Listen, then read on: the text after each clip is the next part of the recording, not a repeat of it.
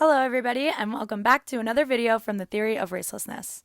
Before the clip, we have some very exciting news. Dr. Sheena Mason, Dr. Carlos Hoyt, and Greg Thomas present Resolving the Racism Dilemma, a full-day conference coming up this September 24th, 2022.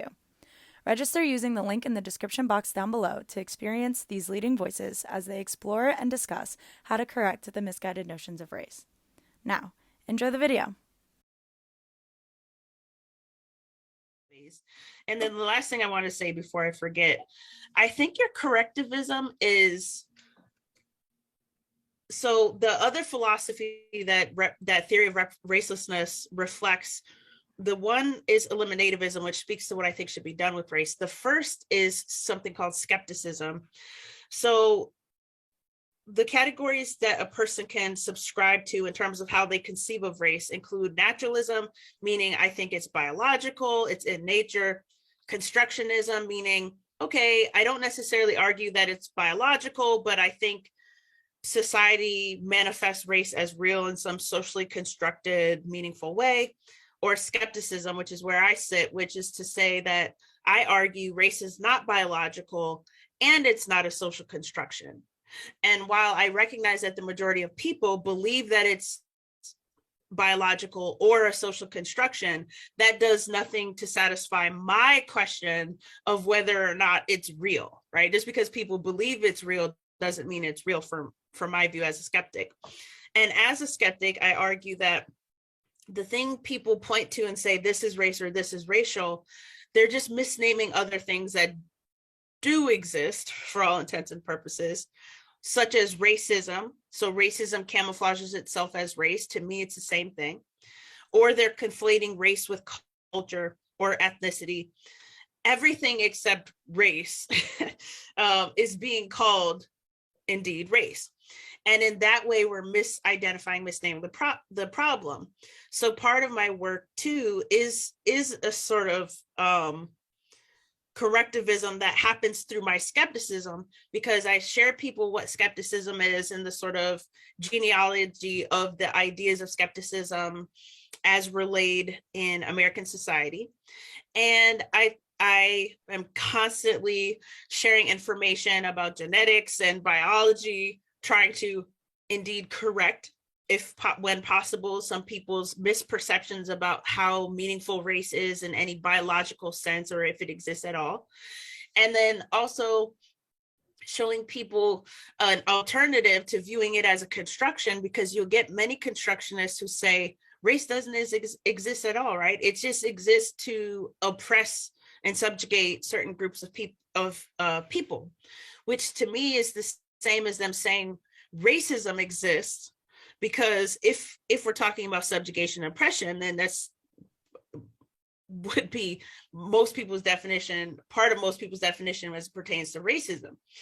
And so again, the question becomes a meaningful one, I think, or a meaningful point of exploration, which is how do we conceive of race, and is there an alternative to the default naturalist or constructionist position?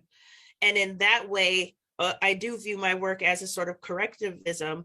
And from what I know of your work, and something that really resonates with me, is I see a lot of your correctivism as doing the work that I do as a skeptic. And so I'm wondering if you are a constructionist or if you're a skeptic. But I will say too that constructionists have a healthy amount of skepticism too. So they're not exactly mutually exclusive, but I think the profound difference between constructionism and skepticism is a constructionist will say race doesn't exist, but it exists because in society in some way, whereas I say it doesn't exist, period, full stop. People think it does, but that doesn't mean it does. And that's kind of the fundamental difference. But constructionists, such as my advisor, he's very skeptical, of course, of the category. But do you see yourself as a constructionist or a skeptic? Yeah, first of all, I think it's just too rare that folks get to do what you and I are doing in many different ways, but the one that comes to mind right right now is holding language loosely, right? And not becoming captive, to nomenclature, terminology, jargon, that for whatever set of reasons has become familiar and functional to us, and really seeing that, it's meaning that matters, right? So when we've been talking about eliminativism, skepticism, constructivism, correctivism, they're important differences, there's no doubt about it. But the Venn diagram of, the common ground within those things, I think that's what's so valuable and so important to sort of recognize. And then we just refine and refine and refine from there. And for me, it's all about an approach to something, because it's the praxis that matters, right? We are talking conceptually and cerebrally and all that stuff, which I know both of us love, but we're also acting. There is a really important sort of activism without all the sort of negative political stuff that people throw onto that is what this is about, right? So what is the best approach, to be goofy again, to make the world a better place regarding this stuff? And I think it includes the parsing and grafting and sort of refining of the terminology we're talking about here. So, I view the constructionist or constructivist sort of perspective as one that wants to remind us that all sorts of constructions in the world, Carlos, and because few of them root to empirical bases, doesn't mean that they're not quote unquote real in their way, because people act on them, et cetera, et cetera. So that's, that's important, but it's not the quest. It doesn't speak to what to do. It just helps to understand its analysis. It's like an X-ray, right? I often say to kids, empathy is an X-ray, right? It gives you a chance to see what's going on inside something. Then you have to decide what to do. Just like the doctor, might take an X-ray of your arm and say, yeah, there's a hairline fracture there. Nothing to be done about it. It's going to heal itself, or if I tried to do something, it would make it worse. So the decision about what to do comes later. And constructivism helps us to understand, I guess, that sort of thing. Skepticism, I tend to think of as a very healthy, disposition and discipline of not taking at face value, things that are received. And then there is, I guess, this active resistance to things that we've decided are harmful, whether or not they're powerful, and permeate society or whatever it might be. And I think that's, what your very good reaction is to folks who say, yeah, but it's so big and whatever, we can't get rid of it.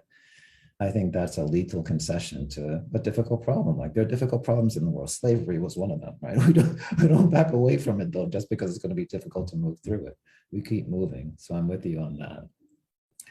And this is a little bit different from the, answering the question you just wrote, but the other thing that I wanted to jot down to make sure I tried to come back to before we left each other is the relationship between resisting racism and resisting the idea of race.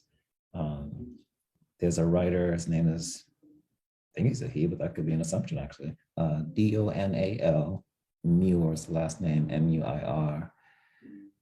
And I think the title is something like Race, the Mythic Root of Racism. And Muir just goes for it, and Muir sort of makes it clear, and obviously I agree, which is why I'm saying it, that the belief or embrace of the concept of race is racism, right?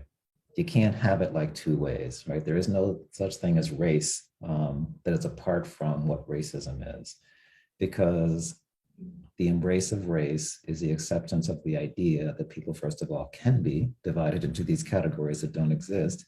And, that concept is predicated on hierarchy, which is why I say sometimes quite deliberately, provocatively, that racial equality is an oxymoron, like, sorry, right? So I think, I just want to sort of put that out there in front of people who are viewing this, just to be clear about it. Not I hope to be mean or to start a fight, but to at least offer that, it is that clear in my brain that we really can't have them both. what that then does for some people is say, oh, now you're telling me to sort of deny my race or whatever, which takes us back to a piece of conversation we had in the beginning. And although it might seem like a weird both and, but I both believe that.